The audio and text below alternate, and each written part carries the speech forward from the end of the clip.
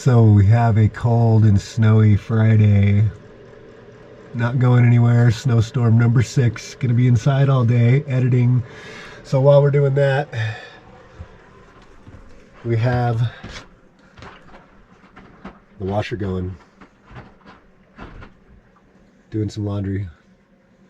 What we do is one load, hang it up, let it start to air dry, get the second load going in the machine, and then when that load's done, we swap them out and dry the first load, and then dry the second load when the first load's done.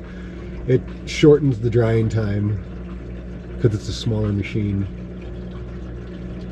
but it works good. So I decided to come out here and look at the sky.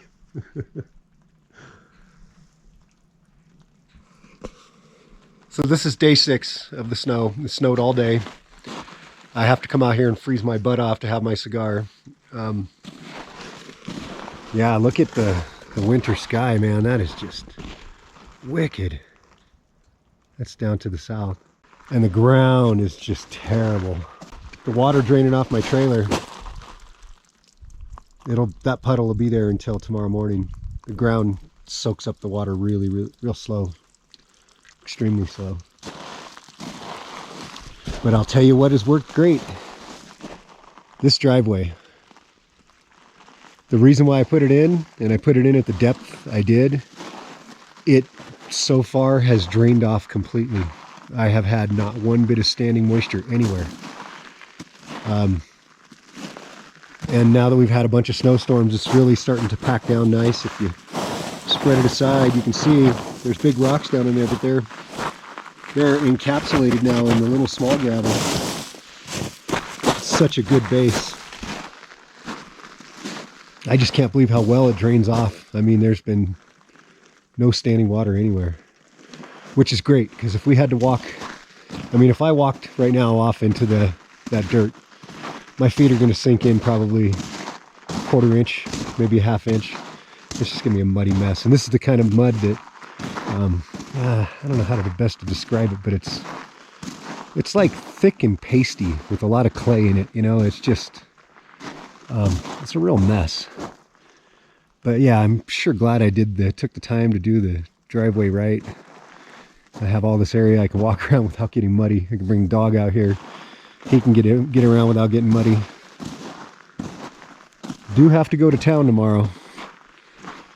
So our plan is, because I know the roads are going to be terrible, and I know the navigator will go through the mud, because the other day I went to the store to get gas and the roads were bad and they were really muddy, and I went ahead and just went for it. I went through the deepest mud I could find, and I'll tell you what, it's the first time I've been in that deep of mud in a 4-wheel drive, and it was something else. I mean, even going 1 mile an hour, I had a hard time stopping a couple of times. Once you get into a rut, you just kind of give it gas and go where it goes. But I'll tell you what, man, that thing, for being a big, heavy tank, it just goes right through the mud like it was nothing. More than likely, we'll have some mud tomorrow. We'll have to go to Flagstaff, but the plan is get up early in the morning. Everything's going to be frozen, which means the mud will all be frozen. We can just drive out of here real quickly. And then when we get back in the later afternoon, it's going to be muddy. We're going to probably mud the car up pretty good, getting it back in. But that's where this comes in. Coming up, I'm going to have a video where I unbox this thing. Yeah, my container's a little messy right now, but it's been so cold I haven't wanted to be out here to organize it. Call me crazy. So today I'm going to be doing an unboxing of this. It's an electric pressure washer. I got it at Harbor Freight. It literally is the cheapest one I could find in Flagstaff. And the reason why I wanted something not quite as powerful is right here. 1.3 gallons per minute, and it only uses 13 amps, so it's not going to be too big of a strain. It's morning right now and my batteries aren't fully charged, so I'm running the generator for the power, but if it was the middle of the day, I would have enough juice to do this without. So why don't we get to it? We'll just unbox it, and then I'll have a series of things that I'll test it out on and show you. Okay, here we go.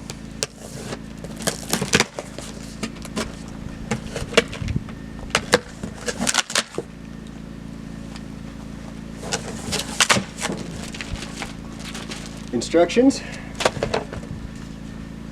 Looks like a bottle you hook up in line for solution, you know, soap, things like that. It's like the handle that goes on the top. The gun and the wand. I can get all the plastic together.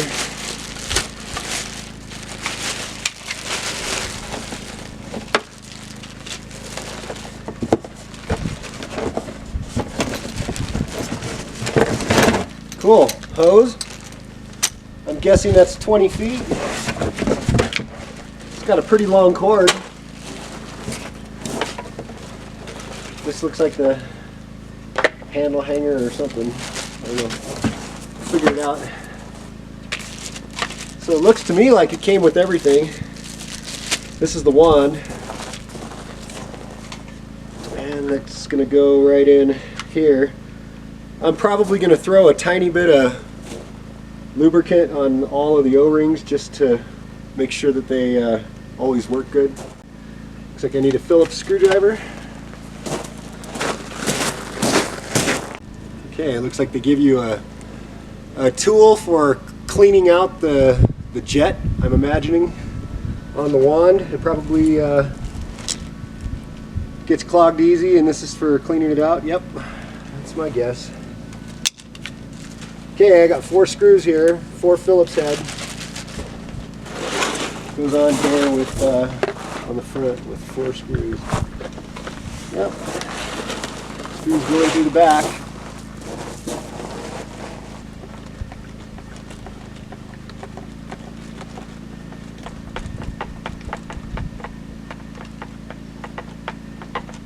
Okay, it looks like it's all together to me. This is probably something to do with some kind of a carry handle. Yeah, it looks like it fits on the back here. It's for the hose. I'll probably put it on. Yep. Now I got a place to hang the hose up. So I'm going to connect this into the back.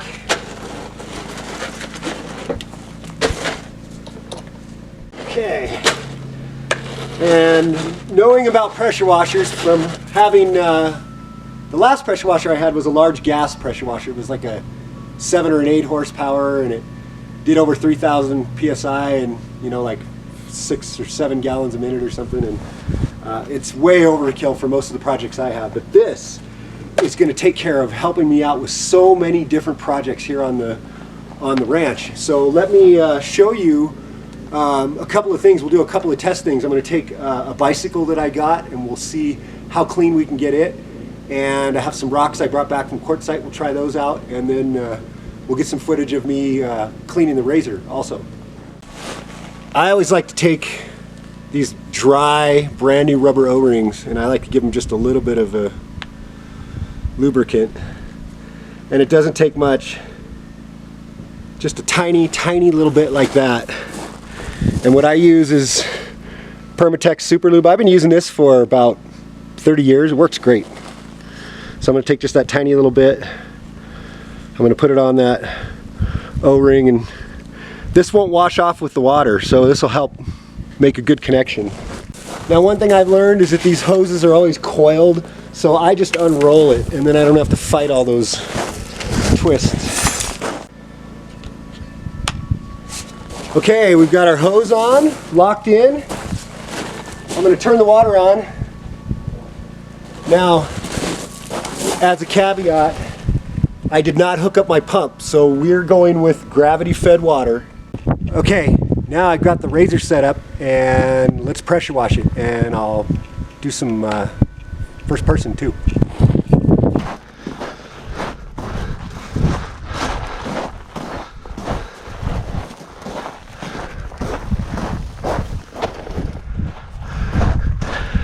All right, look down here. I haven't pressure washed this engine ever since I've had this, so let's start there.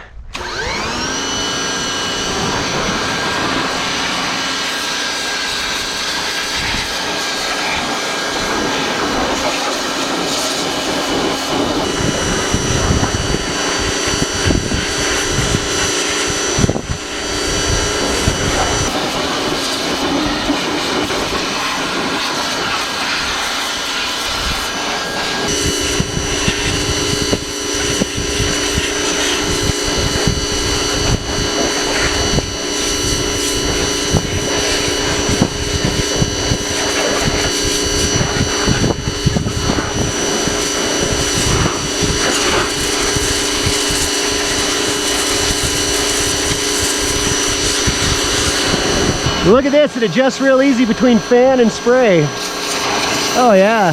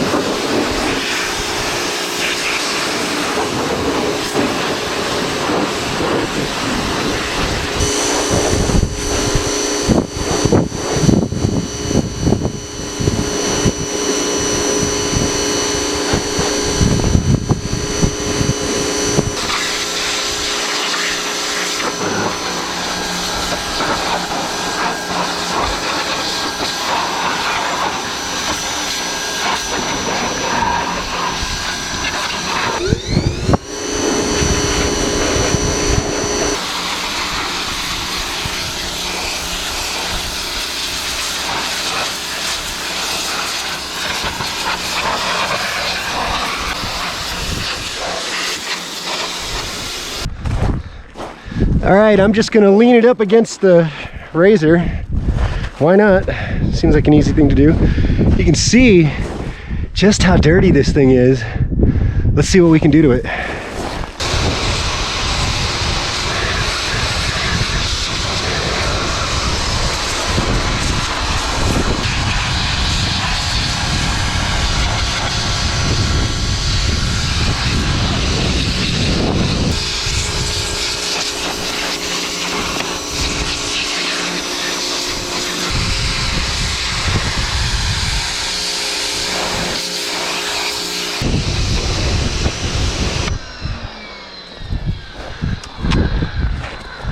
Okay, it doesn't look brand new, but it definitely is a lot cleaner, and there was a ton of grease and dirt that came out of the gear cluster back there.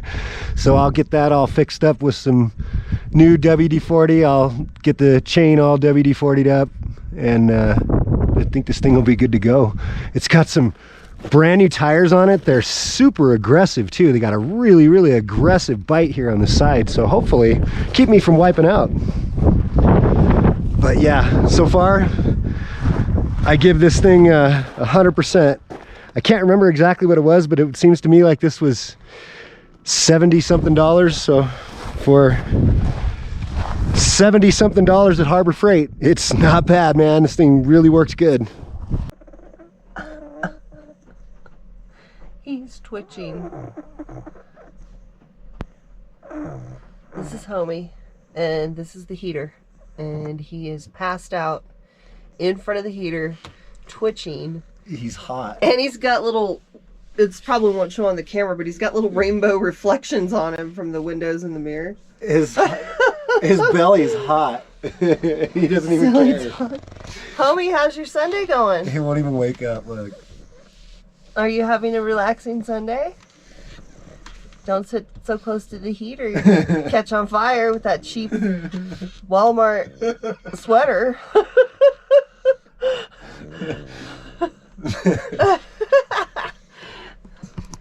Okay, remember, if you like this video, like, share, and subscribe, and head back to Nomad Ranch for another adventure in projects and homesteading.